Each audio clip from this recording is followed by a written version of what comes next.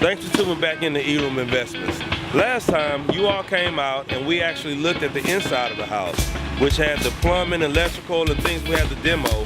Now we're doing the outside of the house before we do the sheetrock.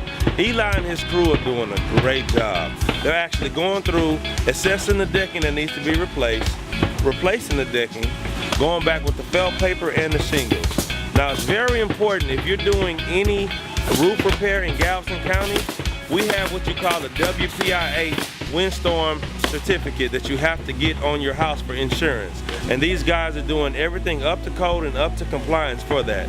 So they're going out, they're putting up the felt paper, the shingles, and the drip edge all the way around the house. And we're gonna have a brand new roof for the new tenant.